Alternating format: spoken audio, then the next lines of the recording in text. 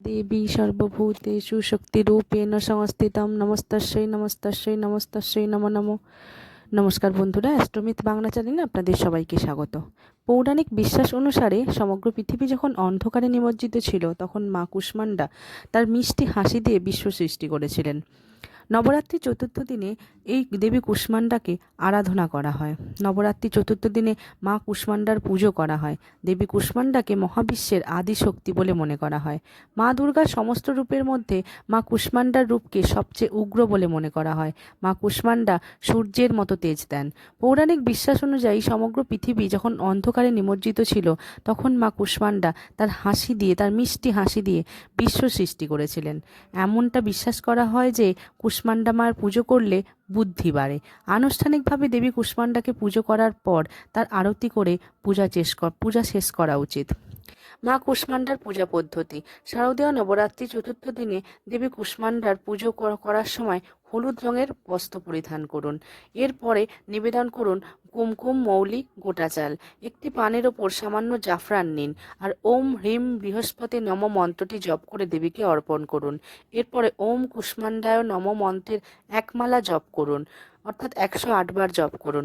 দুর্গা সপ্তশতী বা কুঞ্জিকা স্তোত্র পাঠ করুন।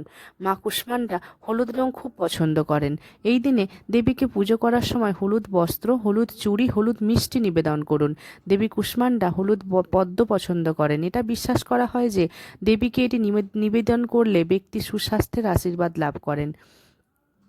দেবী কুষ্মান্ডাকে প্রসাদ হিসেবে মালপোয়া নিবেদন করুন। এতে বুদ্ধিমত্তা, খ্যাতি, সিদ্ধান্ত নেওয়ার ক্ষমতা বাড়বে। মালপোয়া নিবেদনের পর নিজে খাবেন এবং ব্রাহ্মণকেও দেবেন।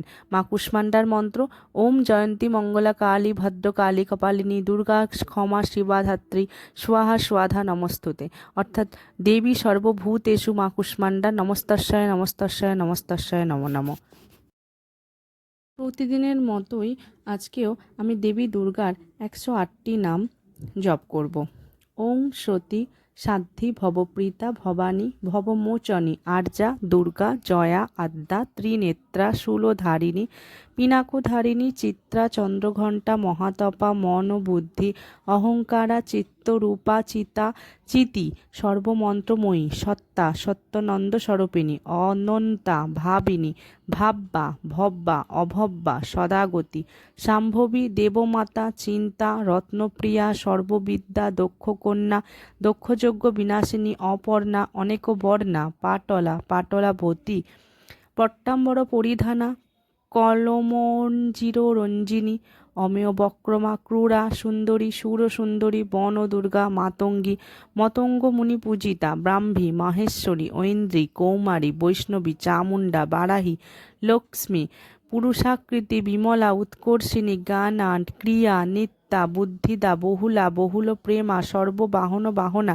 নিশুম্ভ শুম্ভ হননী মহিষাসুর মর্দিনী মধুকৈটব হন্ত্রী চণ্ডমুণ্ড বিনাশিনী সর্বাসুর বিনাশা সর্বদানব ঘাতিনী সর্বশাস্ত্রময়ী সত্তা সর্বাস্ত্রধারিণী অনেক শস্ত্রহন্তা অনেকস্ত্রধারিণী কৌমারী এককন্যা কৈশোরী যুবতী জ্যোতি অপৌরা পৌরা বৃদ্ধ মাতা বলপ্রদা মহোদরী মুক্তকেশী ঘোররূপা মহাবলা অগ্নিজ্বালা রৌদ্রমুখী কালরাত্রি তপস্বিনী নারায়ণী ভদ্রকালী বিষ্ণুমায়া জলদরী শিবদূতী করালী অনন্তা পরমেশ্বরী কাত্যায়নী সাবিত্রী প্রত্যক্ষা ব্রহ্মবাদিনী।